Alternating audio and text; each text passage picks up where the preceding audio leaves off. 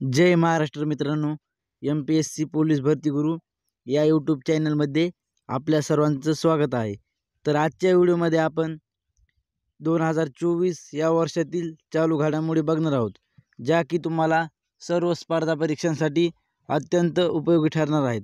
त्यामुळे व्हिडिओ शेवटपर्यंत बघा।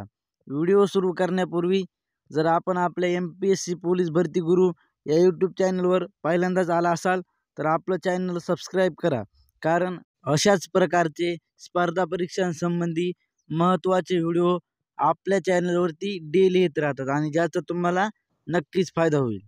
दक्षिण आफ्रिकेच्या केपटाऊन मैदानावर कसोटी क्रिकेटचा सामना जिंकणारा कोण पहिला आशियाई कर्णधार ठरलेला आहे?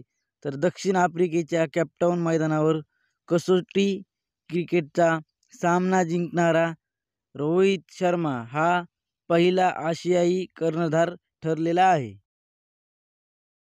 खालीलपैकी कोणत्या देशाच्या क्रिकेट संघाने सर्वात वेगवान कसोटी विजय मिळवण्याचा विश्वविक्रम नोंदवला आहे? तर भारत या देशाच्या क्रिकेट संघाने सर्वात वेगवान कसोटी विजय मिळवण्याचा विश्वविक्रम नोंदवलेला आहे। केपटाऊन येथे भारत आणि कोणत्या देशासोबत खेळवण्यात आलेला कसोटी क्रिकेट सामना इतिहासातील सर्वात कमी चेंडूंचा सामना ठरलेला आहे? केपटाऊन येथे भारत आणि दक्षिण आफ्रिका देशासोबत खेळवण्यात आलेला कसोटी क्रिकेट सामना हा इतिहासातील सर्वात कमी चेंडूंचा सामना ठरलेला आहे। रश्मी शुक्ला यांची कोणत्या राज्याच्या पोलीस महासंचालकपदी नियुक्ती करण्यात आली आहे? तर रश्मी शुक्ला यांची महाराष्ट्र राज्याच्या पोलीस महासंचालकपदी नियुक्ती करण्यात आलेली आहे। खालीलपैकी कोण महाराष्ट्र राज्याच्या पहिल्या महिला पोलीस महासंचालक ठरलेल्या आहेत? तर खालीलपैकी रश्मी शुक्ला या महाराष्ट्र राज्याच्या पहिल्या महिला पोलीस महासंचालक म्हणून ठरलेल्या आहेत।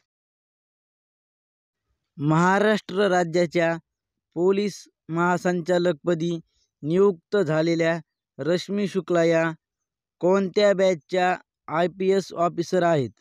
तर महाराष्ट्र राज्याच्या पोलीस महासंचालकपदी नियुक्त झालेल्या रश्मी शुक्ला या 1988 या बॅचच्या IPS ऑफिसर आहेत।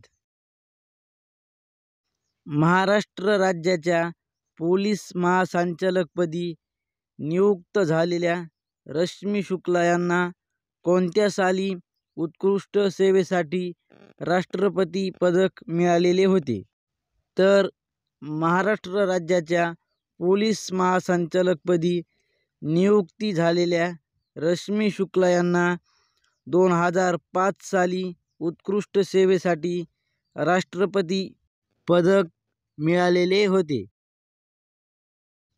कोणत्या उद्योगाच्या विकासासाठी सिल्क समग्र 2 योजना राबवण्याचा निर्णय महाराष्ट्र सरकारने घेतलेला आहे? तर रेशीम या उद्योगाच्या विकासासाठी सिल्क समग्र 2 योजना राबविण्याचा निर्णय महाराष्ट्र सरकारने घेतलेला आहे। महाराष्ट्र सरकारने कोणत्या कालावधीत रेशीम उद्योगाच्या विकासासाठी सिल्क समग्र 2 योजना राबवण्याचा निर्णय घेतलेला आहे? तर महाराष्ट्र सरकारने 2021-22 ते 2025-26 या कालावधीत रेशीम उद्योगाच्या विकासासाठी सिल्क समग्र 2 योजना राबवण्याचा निर्णय घेतलेला आहे। देशातील पहिली मुलींची सैनिकी शाळा कोणत्या राज्यामध्ये सुरू होणार आहे? तर देशातील पहिली मुलींची सैनिकी शाळा ही उत्तर प्रदेश या राज्यामध्ये सुरू होणार आहे। उत्तर प्रदेश येथील वृंदावन येथे कोणाच्या हस्ते देशातील पहिल्या मुलींच्या सैनिकी शाळेचे उद्घाटन झालेले आहे?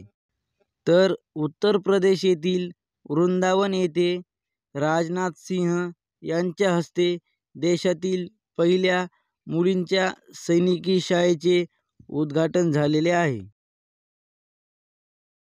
केंद्र सरकारने देशभरात किती नवीन सैनिकी शाळा उभारण्याचा निर्णय घेतलेला आहे?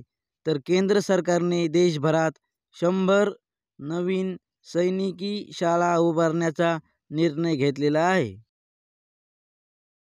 सध्या देशात किती सैनिकी शाळा आहेत?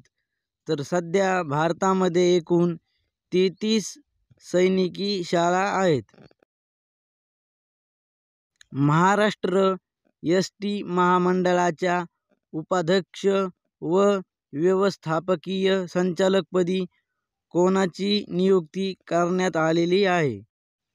तर महाराष्ट्र एस.टी. महामंडळाच्या उपाध्यक्ष व व्यवस्थापकीय संचालकपदी डॉक्टर माधव कुसेकर यांची नियुक्ती करण्यात आलेली आहे.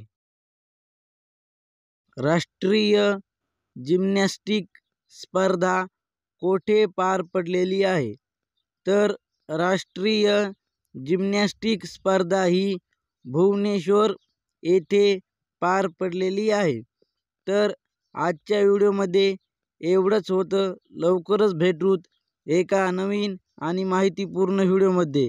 तोपर्यंत आपलं चॅनल सबस्क्राईब करा आणि व्हिडिओ आवडला असेल तर लाईक करा.